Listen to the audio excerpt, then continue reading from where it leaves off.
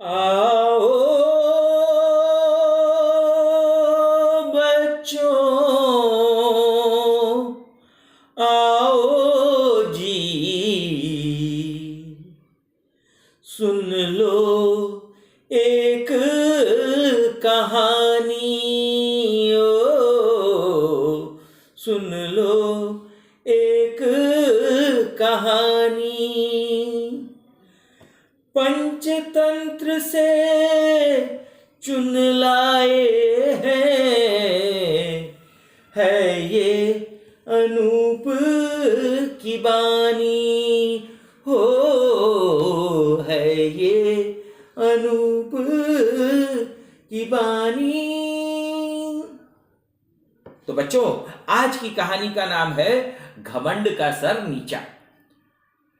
राजस्थान के गांव में उज्ज्वलक नाम का एक बड़ा गरीब बढ़ई रहता था। बढ़ई यानी कारपेंटर रहता था। वो अपने काम पर रोज जाता था। एक दिन वो काम पर जा रहा था कि अचानक रास्ते में उसे एक ऊँटनी मिली जो प्रसव पीड़ा से छटपटा रही थी। प्रसव उसका बच्चा होने वाला था। तो उज्ज्वलक को लगा कि मुझे इसकी मदद करनी चाहिए। वो वहां रुक गया।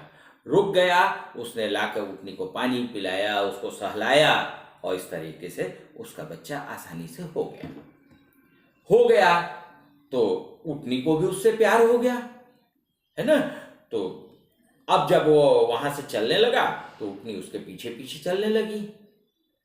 उससे लगा कि ऊँटनी को मुझे अकेले नहीं छोड़ना चाहिए और उसे अपने साथ अपने घर ले आया। उसके बच्चे को भी साथ में ले आया। घर लाकर उसे खूब अच्छी अच्छी पत्तियां खिलाता था। जो ऊँटनी खाती थी उसको वो अच्छी अच्छी चीजें खिलाता था। अच्छी अच्छी चीजें खाकर वो और ऊँटनी का बच्चा दोनों खूब सुंदर हो गए। ऊँटनी दूध देती है और राजस्थान में बहुत से लोग ऊँटनी का दूध पीते हैं। अब उसने ढेर सारा दूध देना शुरू कर दिया था। इस वजह से उसके घर में भी उसके बड़े के बच्चे, जो उज्ज्वलक के बच्चे थे, वो भी दूध पी पी कर खूब हिष्ट पुष्ट हो रहे थे। ज्यादा दूध हो रहा था तो उसने गांव में बेचना भी उसे शुरू कर दिया। गांव में बेचने से उसकी आमदनी बढ़ गई। जब उसके पास पैसा बढ़ने लगा तो उसे वो ऊँटनी का बच्चा जिसने उसने जन्म दिलाया था उससे बड़ा प्यार होने लगा। उसने उसको किया क्या, उसके गले में एक लाकर सुंदर सी घंटी बांध दी। लेकिन ये घंटी बांधना उस बच्चे के लिए थोड़ा सा गड़बड़ हो गया था। कैसे? उस बच्चे को अभिमान हो गया कि मैं दूसरे ऊँटों से कुछ ज्यादा अच्छा लगता हूँ, मैं ज्यादा सुंदर हूँ। अब वो दूसरे ऊँटों का मजाक उड़ाने लगा। मजाक उड़ाता था तो इसलिए धीरे धीरे उसके ऊँट साथी जो थे वो सब उससे दूर होते चले गए। एक दिन की बात है, जंगल में वो लोग चरने गए थे तो उसने अपनी सुंदरता का बखान शुरू किया। तो बाकी सब उससे दूर होकर चलने लगे।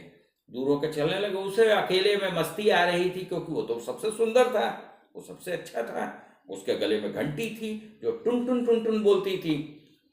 इसलिए वो चरते चरते थोड़ा देर हो गई, उसे शाम हो गई। शाम को जब वो घबरा कर अपने घर की ओर लौटने लगा तो उसकी टन टन की आवाज जो थी वो कहीं दूर किसी शेर को सुनाई पड़ गई। अब शेर उस दिशा में दौड़ा उसके सामने आ गया। इसकी तो घिघी बंद गई कि लो, आज तो मुझे मरना ही पड़ेगा। अब उसको समझ में आया कि ये घंटी जो थी ये उसके लिए कितनी नुकसानदेह है। लेकिन तभी संजोग की बात, एक हाथी भी उधर से गुजर रहा था। उसने देखा कि ऊँटनी का बच्चा संकट में है तो उसने उसकी मदद करना शुरू किया और वो शेर से भिड़ गया। हाथी भिड़ गया और हाथी और शेर की ताकत तो बराबर की होती है, लेकिन इस बार हाथी शेर पर भारी पड़ गया। उसने अपनी लात जमाई जोर से और शेर दूर छटक के जा गिरा। उसे बहुत चोट लगी। अब शेर भाग खड़ा हुआ।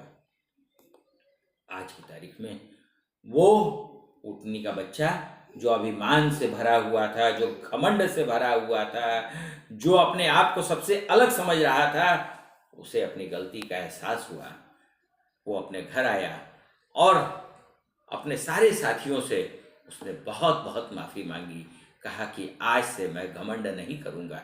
बच्चों, आपकी भी ज़िंदगी में कुछ आपके पास एक्स्ट्रा ऑर्डिनरी होता है, चाहे वो विद्या आपके पास अच्छी हो, चाहे आपकी स्टडी हो, चाहे आपके पास अच्छे अच्छे कपड़े हों, सब चीज़ हो सकता है। ठीक है, आपके पास अच्छी चीज़ है होना अच्छी बात है, लेकिन उसका घमंड होना बुरी बात है। तो आज की कहानी की शिक्षा बस इतनी सी। हम लोगों की मुलाकात शायद 100 जब कहानी का ये सिलसिला पूरा हो जाए तो न हो सके, लेकिन फिर भी आपका हमारा प्यार बना रहेगा, इस उम्मीद के साथ नमस्ते।